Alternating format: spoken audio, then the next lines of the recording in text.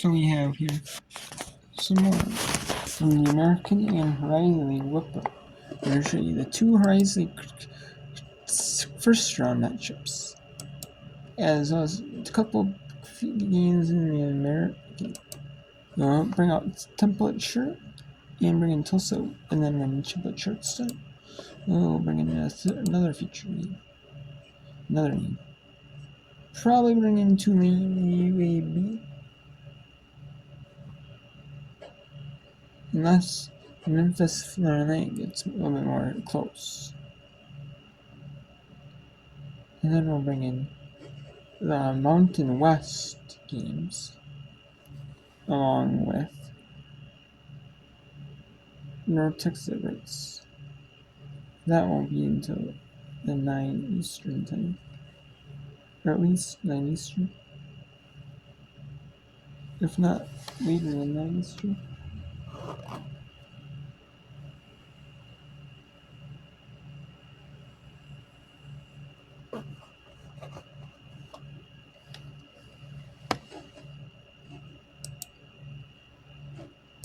But yeah, that's 9 Eastern at the latest, though. Or the earliest, no, 9 Eastern is. Bring in, you know what, 3 Mountain West games. Non-American. Because right now we're just going to do the the American and the Horizon.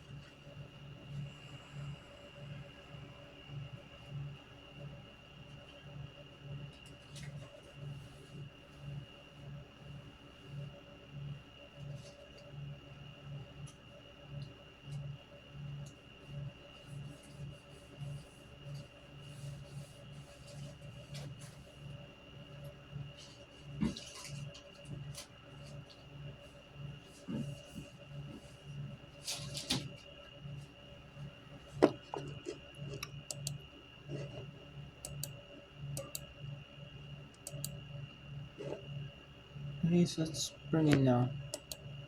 Let's go back to Temple at Charlotte here. Foul basketball, 1 point lead, and we get a foul on the other end. And now East will head to the free throw line. Well, you said it earlier, Gary and East now in double digits. Didn't really start off scoring a lot for Temple. So Coach Richardson has to be super happy to know she has some players that are going to show up when they need to finish this game out. East 1 of 2 at the line tonight. Make that 2 of 3. And the 2 point lead here, tying the largest lead the Owls have had in this game. And now make it the largest lead for Temple here at 3. 7-0 run. I'll make it an 8-0 run for the Owls. See who the answer is for Charlotte. Pete. Needs help, finds it with Smith. Now Kelly, left open, takes the shot. Rivera the rebound. Now Turner pushes the pace off to East, three-pointer, and it's good. And a timeout by Charlotte, an 11-0 run. Charlotte timeout after 11-0 run by Temple. Now let's go to Tulsa, Wichita State. And we'll go to bring it back to Oakland at IU Indy after Tulsa, Wichita State is in Navy. But a foul is going to be called. Perriman hits the floor, and I think the foul is going to be called on KP Parr. Meanwhile, Delaney Crawford was wide open in the corner. That was a tough fall to the floor, and she's quickly surrounded by her teammates, is Hadley Perriman. It's a good move. Tough player. Up and under. LANCO checks in the ballgame for the Shockers. Perriman will step to the free throw line. She's out of Tuttle High School in Oklahoma. She's a junior, two-year letter winner, stands 6'2", and over her previous year has more than doubled in her points per game and rebounds from her previous year. Coaches love to see improvement, and statistically, she's really shown that, has Hadley Perriman. It's the first free throw. Yeah, she's improved her game tremendously, like you said, but it's in all phases, and she's just been a really good defensive presence on the defensive end inside for them. Lots of blocks. Yeah, Perriman hits both free throws. Tulsa now leads by 9. Shockers at 27 at halftime. They still have 27, and trying to break pressure, they do so. Here's Murray. Murray to the corner. Blow had it for a moment, then out front. Here's Jamison. Jamison to Ancio. Shot clock now at 10 seconds. Jamison being well defended by Tulsa. Shockers got to get a shot off. Ancio, Parr driving, goes to the lane between two defenders. Shot blocked. Tulsa has it. Blow trying to stop Crawford, does so, but here's Clack. So Tulsa successful on the defensive end. Yeah, this is an important possession for the Shockers defensively. They can't afford to let this get out of control. Perriman shot long, rebound pulled up by Ancio, and the lead's still at 9 for Tulsa. Golden Hurricane would have loved to extend it to double digits. Meanwhile, Jamison back to Parr, thought about it, now drives, and the ball is going to be intercepted. Pass was cross-court, intended for Blow in the corner instead of Cartwright. With the clean hands, comes up with a jump ball. That was a great play by Jamison. Shockers are going to have it.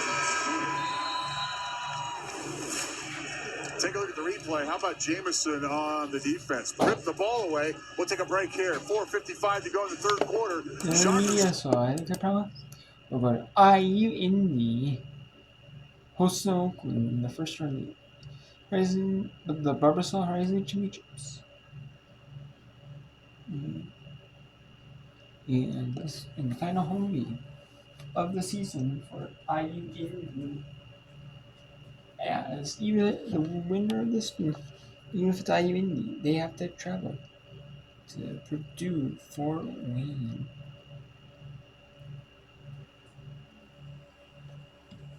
They travel to Fort Wayne, Indiana. So for Oakland, they're not going to go. They'll go home if they win. Obviously, they're not going to be because of the quick turnaround. And they're in Indy, so they're going to stay in. You're going to go to Fort Wayne, Indiana. With Oakland, and if you're IU Indy, maybe the rest of at home. Then you're going to have a quick return. But then you have to travel there. You know how far it is. You have to travel. Possibly Wednesday night. Oh, Wednesday, Thursday. Maybe you can do it Thursday morning, but we're gonna have some rest before, that game. Sure.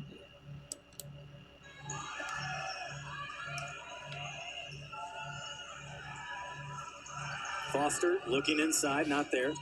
We'll move it around where Logan Lewis, he had the hot hand in that first half. Continues on, but faced a double team. As Lewis has a team high 12 points on 5 of 9 shooting.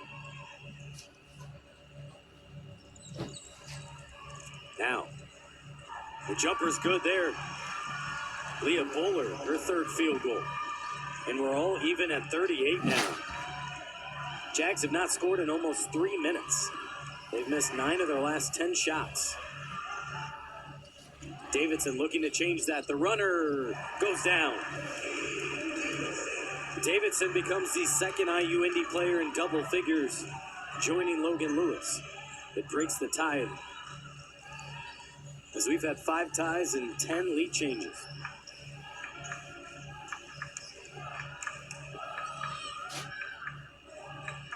Skrupski using the high ball screen set there by Buller. Gets to the basket. Stenson slides over to help and fouls. For Stenson's, that's just her second. And that brings us to our immediate timeout. This is a back and forth one. And it'll probably remain that their final 14 minutes and 3 seconds. IU Indy clinging to a 2-point lead here in the opening round of the Horizon League Championships. Now let's go back to Temple at Charlotte. Very competitive game here at Charlotte. In Charlotte, North Carolina. Temple leads only by 4 in Charlotte.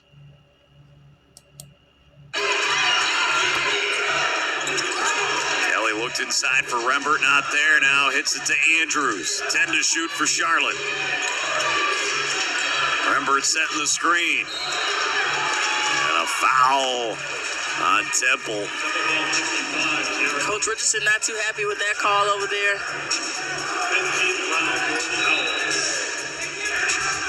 And that is now the 15th foul on Temple. So Charlotte to the free throw line. Niners just 5 attempts at the line in this game. You just saw Andrews a minute ago. Knocked down 2.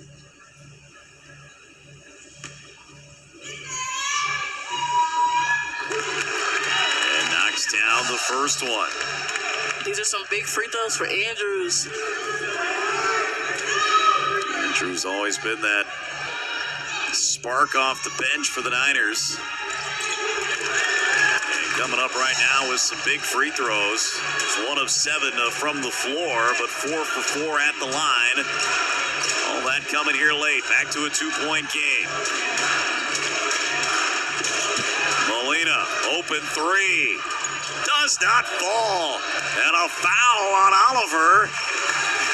And the Niners get the opportunity here with Rembert at the free throw line.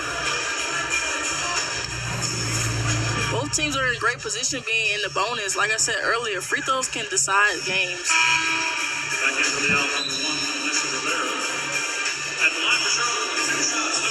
Rembert, 80% on the season. Didn't miss her lone free throw attempt so far in this game. Able to knock that one down. In our last game for Charlotte, the loss at Wichita State, Deanna was 1 for 4 at the line in that game, but knocks both of those down, and we are all tied with 3 minutes to go here in Halton Arena. Charlotte trying to play their way out of that first round game. And another foul is called.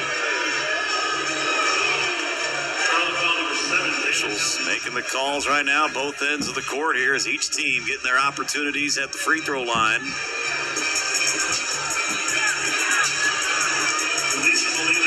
Molina 2 for 2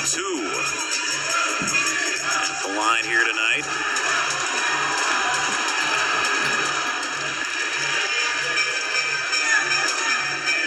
Molina hasn't had her best scoring game. She really probably hasn't been able to catch much of a rhythm being in foul trouble, but she's showing up here at the end when it counts most. Owls here going to take a timeout. Again, they had all 4 of their timeouts. This is a full timeout. It'll be a full timeout as the Owls have... And that's the media right there. So let's go to Trimmers. They're up 43-39 on Milwaukee. Nope, they're in the media right there.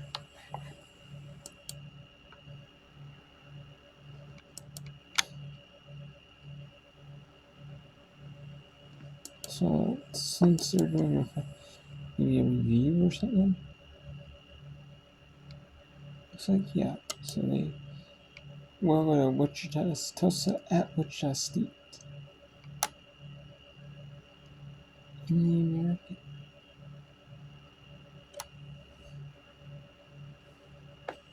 We'll do Tulsa, Oklahoma, Wichita, Kansas.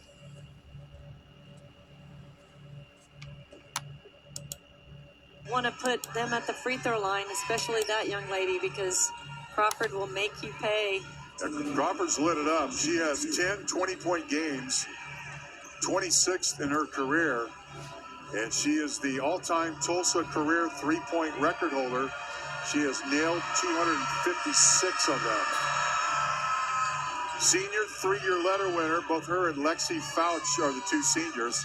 Eisen is listed as a senior, but by virtue of being a junior college product, she'll return next year.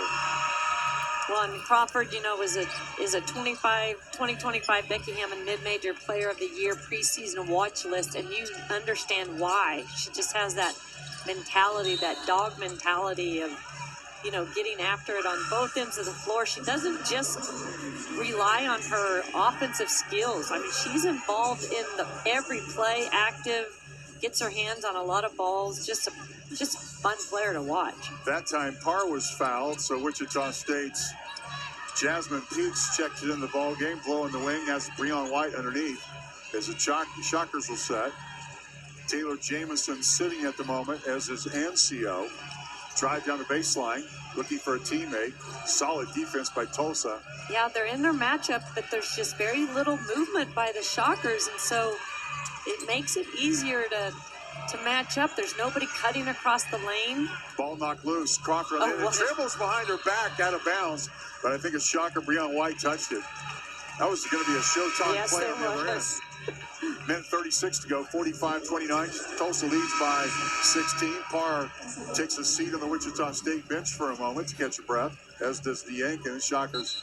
Let's see how Wichita State can attack this pressure so far, as Crawford also takes a seat for Tulsa.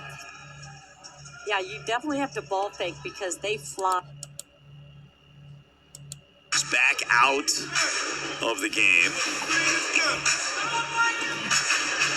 Officials here huddling up. Might be about the shot clock. Whether it resets to 20. So shot does not hit the rim. Question is whether you're calling possession for Rembert or not. Now they switch it to 14, so quickly done by the officiating crew. Coach Reed, though, going to take every second you can there. Quick timeout. Yeah. You got to appreciate a quick review. We can easily be here 5-10 extra minutes. So 14 on the shot clock for the Owls. They got the 1-point lead. Gary throws it off. Rivera draws the foul on Kelly. And now Rivera will go to the free throw line. Both teams going foul for foul right now.